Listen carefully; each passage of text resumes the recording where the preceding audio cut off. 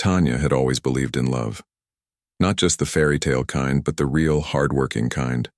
The kind that stuck around even when things got tough.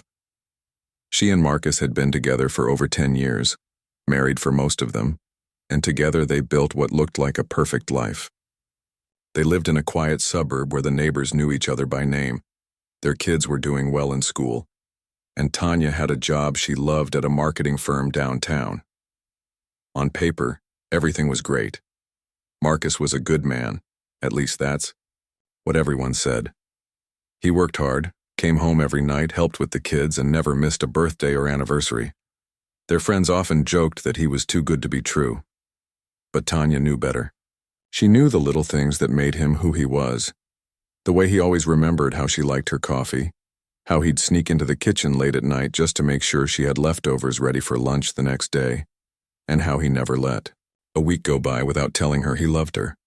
Their marriage wasn't perfect, what marriage is, but it was solid. Or so Tanya thought. Over the past few months, though, something had changed. At first, it was small things.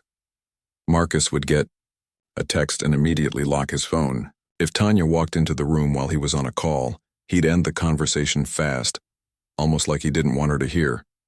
When she asked about it, he'd laugh it off, say it was work stuff or just some boring family drama. She believed him. After all, he'd never lied before. But then came the late nights. At first, it was once or twice a month. Then it became more regular. Overtime, he'd say. Big project due. Tanya understood. Her own job could be stressful, too. Still, it felt like they were living different lives now, going to bed at different times, barely seeing each other during the week, and only really connecting on weekends. She tried not to worry. Maybe he was just stressed. Maybe he was trying to earn a promotion. Maybe this was normal for couples after so many years together. But deep down there was a feeling, a quiet one, but growing louder, that something wasn't quite right.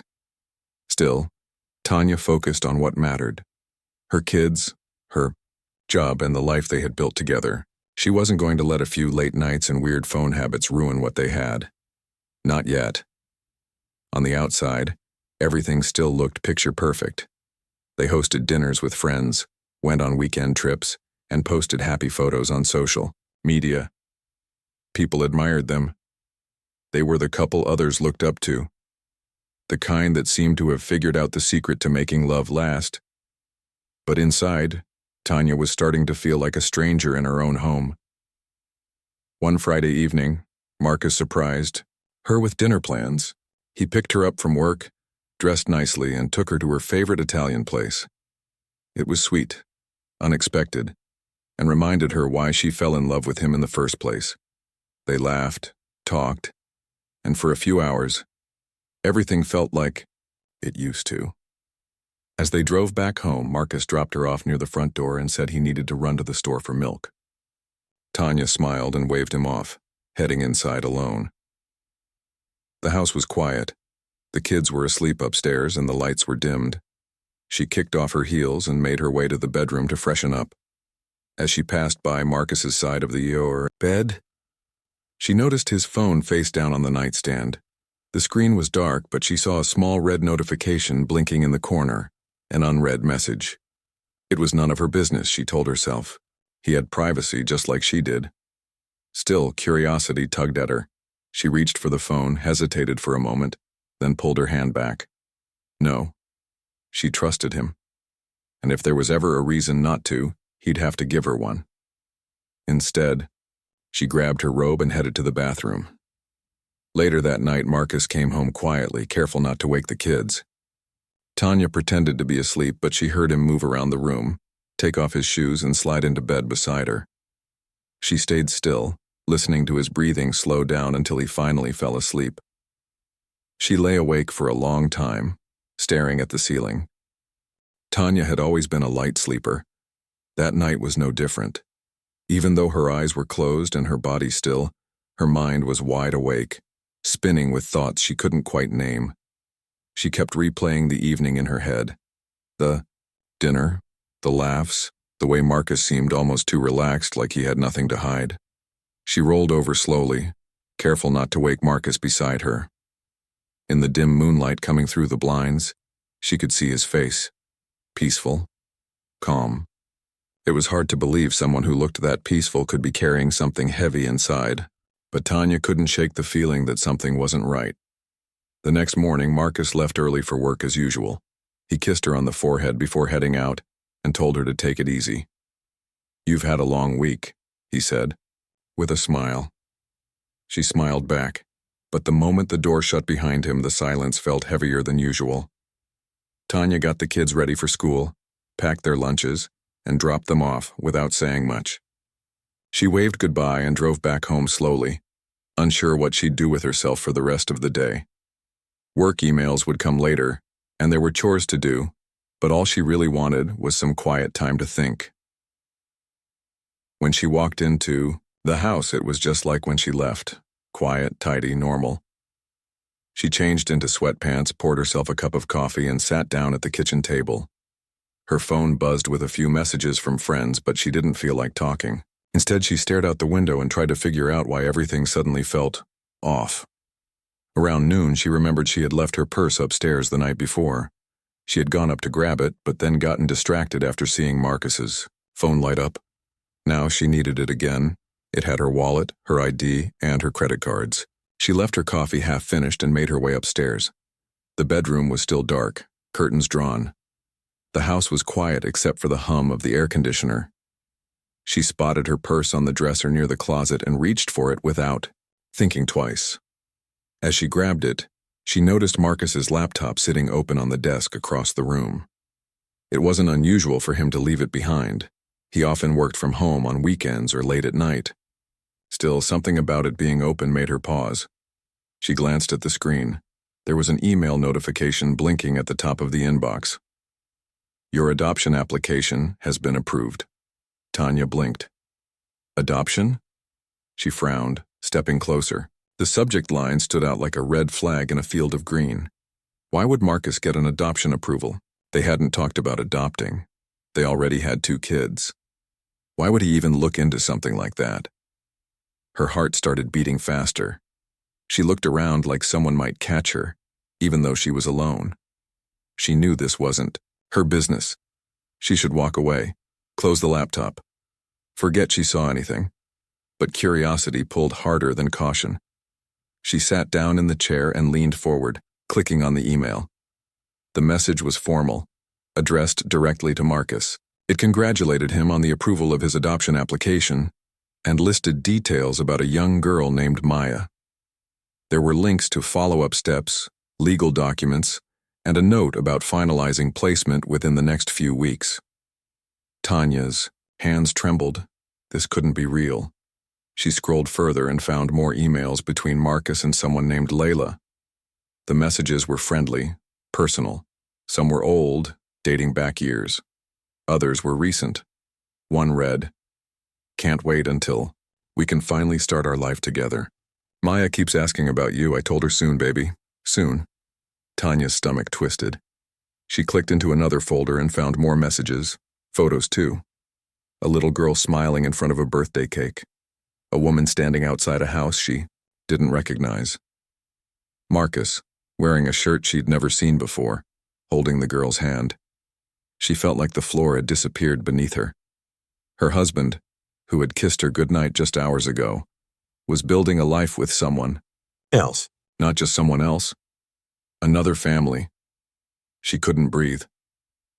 She closed the laptop quickly, like shutting it would erase what she had just seen. She stood up so fast she knocked over the chair. Her hands were shaking. Her chest hurt.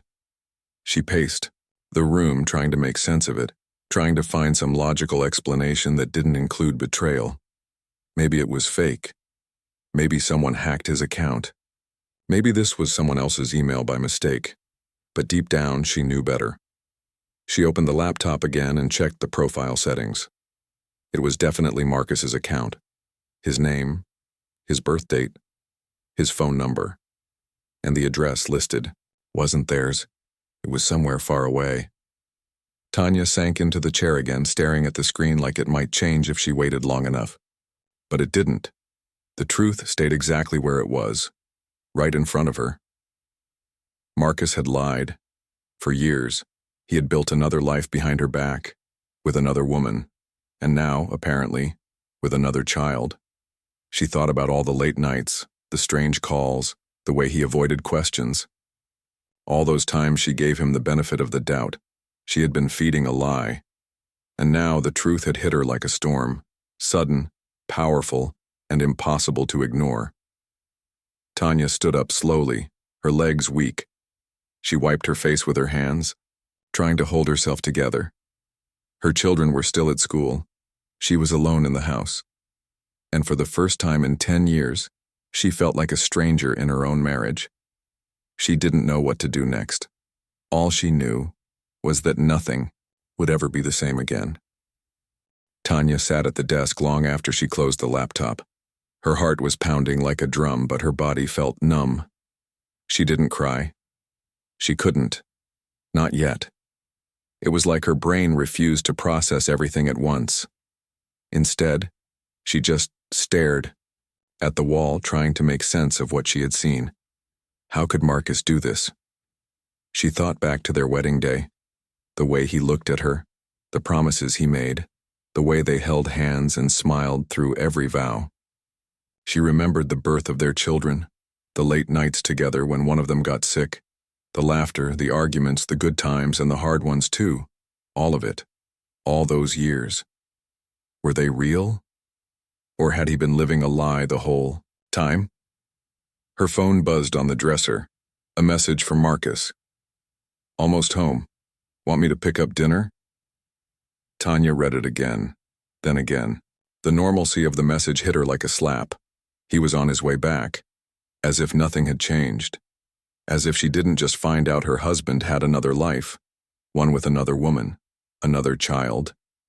She didn't reply. Instead, she stood up slowly and walked downstairs. She sat on the couch, wrapped herself in a blanket, and waited. Every tick of the clock felt louder than the last. When she finally heard the garage door open, her stomach twisted. Marcus came inside like any other day. He kicked off his shoes, set his keys on the table, and smiled when he saw her. "Hey," he said, walking over. "You okay?" Tanya didn't answer right away. She just looked at him, really looked at him, for the first time in a long time. His face was familiar, yes, but now it also felt like a mask. "I went upstairs to get my purse," she said quietly. Marcus paused mid-step. "Oh yeah? Did you find it?" Tanya nodded. "Yeah, I did." Silence filled the room. Then she took a deep breath and said, "I saw your laptop."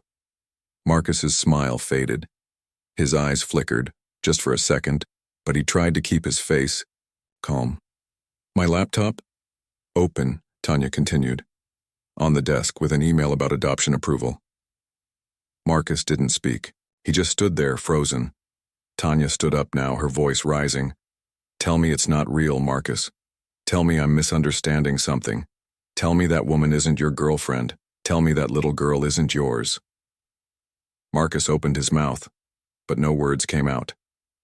Tanya stepped closer. "Tell me." He looked down at the floor. That was the answer she needed. For a moment, neither of them spoke. Then Marcus sighed deeply and ran a hand through his hair. "I didn't want it to be like this," he said softly. Tanya shook her head. "Like what? Like finding out my husband has another family? Another life? Another child?" Her voice cracked on the last word. Marcus sat down on the couch, rubbing his temples.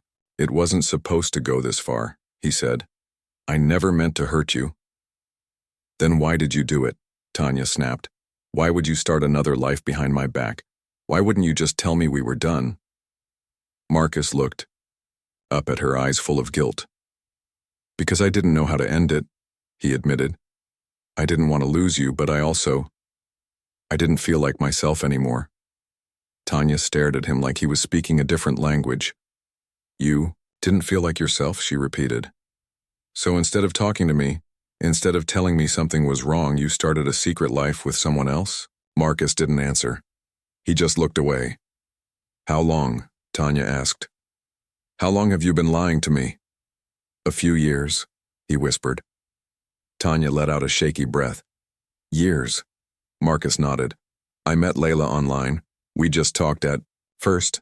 Then things grew. I told myself it was just friendship, but eventually, it became more. And the girl? Tanya asked, voice trembling. Maya? She's not mine by blood, Marcus said. But we're adopting her, together. Tanya turned away, covering her mouth with her hand. She wanted to scream, to throw something, to cry, but all she could do was stand there, shaking. I trusted you, she said quietly. Every day, every night, every year, we built a life together, and you were building another one behind my back. I'm so sorry, Marcus said, his voice breaking. I don't even know how to explain it. I felt stuck. I felt like I wasn't happy, but I didn't want to leave you or the kids, so you split yourself in two. Tanya finished for him. You lied to both of us. Marcus lowered his head. I know what I did was wrong. I can't undo it. I don't expect you to forgive me. I wanted to be honest with you eventually. Eventually? Tanya echoed bitterly. What? Were you going to say one day? Oh, by the way, I've been living with another woman and raising another kid? Marcus flinched. I don't know, he admitted. I was scared. I kept thinking I'd figure out the right time. But there was never a right time. Tanya shook her head. There is no right time for something like this. The silence between them stretched longer than before. Outside, the wind blew gently against the house. Inside, the world as Tanya knew it had shattered. Finally, she sat back down across from him. What happens now? She asked. Marcus looked at her, unsure. I don't know, he said. I guess it's your choice. Tanya stared at him for a long time. Then she stood up. I need space, she said. I need to think. I need to protect our kids. Marcus nodded slowly. Okay. Tanya walked toward the stairs, then stopped halfway up.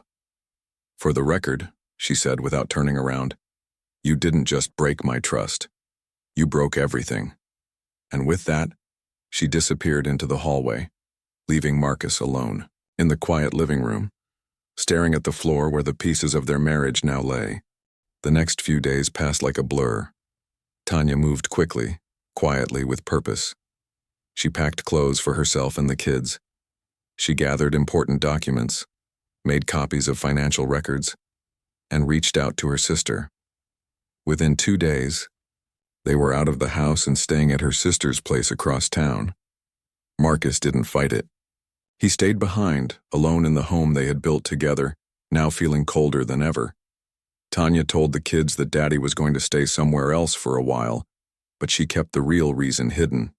For now, they were too young to understand the full truth, and she wanted to protect them as much as she could. At night, after the kids were asleep, Tanya would sit on the couch with her phone in her hand, staring at the screen without really seeing anything. Her mind replayed everything. The emails, the photos, the way Marcus looked when he finally admitted the truth. She wasn't angry anymore. Not exactly. She was just empty. Her sister tried to comfort her, bringing her tea and sitting beside her in silence when words weren't enough. Friends called, texted, stopped by with food or kind words. Everyone was shocked. Nobody saw this coming. Are you okay? One friend asked gently. Tanya forced a smile. I'm trying, she said. It just doesn't feel real yet. But it was real, and it hurt more every day. Meanwhile, Marcus tried to make sense of the life he had chosen, or maybe the life he had fallen into. Layla was waiting for him, expecting him to move in with her and Maya. But now, with everything out in the open, things felt different. He hadn't told Layla the full story until after Tanya left. He said he was separated, but not how it happened. When he finally explained everything, she was quiet for a long time. You lied to your wife for years? She asked softly.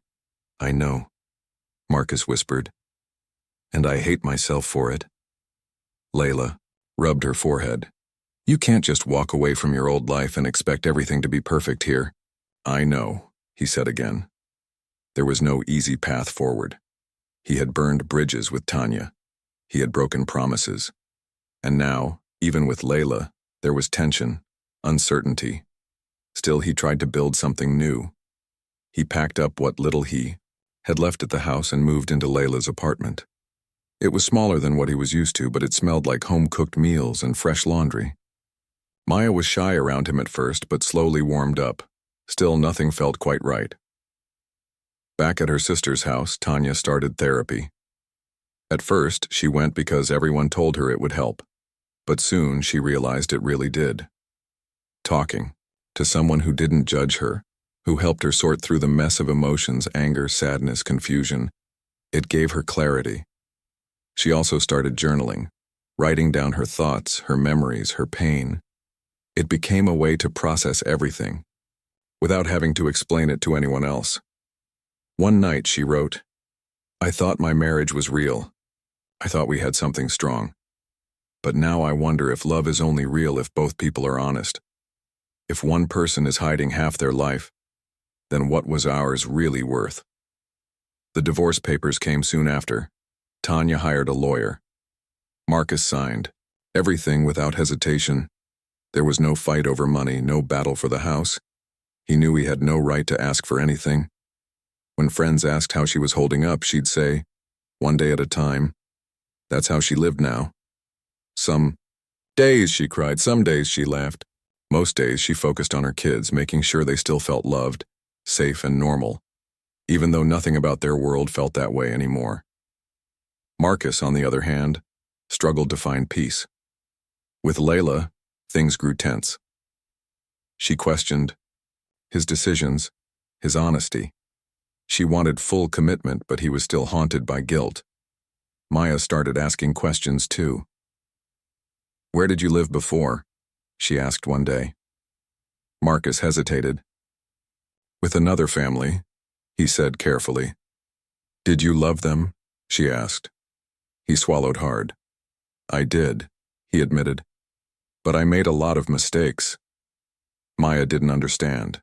Not really, but Layla did, and it weighed on their relationship. Months passed. Tanya began rebuilding her life. She updated her resume, got back into the workforce full-time, and even started writing a blog about healing after betrayal. Women from all over began reading her posts, sharing their own stories, thanking her for giving them strength. For the first time since finding that email, she felt like she was moving forward, not forgetting, not forgiving, but growing. Marcus, meanwhile, sat alone one night, looking at an old photo of him and Tanya on their 10th anniversary. They were smiling, arms wrapped around each other. Surrounded by their kids, it felt like a lifetime ago. He missed her. Not just her, but the life they had. The trust, the laughter, the simplicity. Now he had a new life. But it didn't feel whole. He had chased something he thought would make him happy, only to realize happiness couldn't be built on lies. And now he was paying the price. Time passed. It didn't heal everything right away, but it helped. Tanya woke up one morning and realized she hadn't thought about Marcus in days. Not in a mean way, not with anger or sadness. Just not at all. It was strange, but also kind, freeing. She looked at herself in the mirror and smiled. Not because life was perfect, but because she was finally starting to feel like herself again. The kids were doing better too. They still asked questions sometimes. Is Daddy coming? Home? Or why did he leave? But Tanya answered them honestly without blame. She never told them their father was bad. She just explained that sometimes people make choices that hurt others, and that it wasn't their fault. She made sure they knew they were loved. She took them on weekend trips, enrolled them in new activities, and even started dating again, slowly, carefully. She met people, had conversations, went out for coffee. Nothing serious, not yet. But she was open to the idea of love again. Her blog grew steadily. At first, she wrote just for herself, to process everything. But when readers began messaging her, women who had gone through similar things, who found strength in her words, she realized her story mattered. One message read, "Thank you for sharing your journey.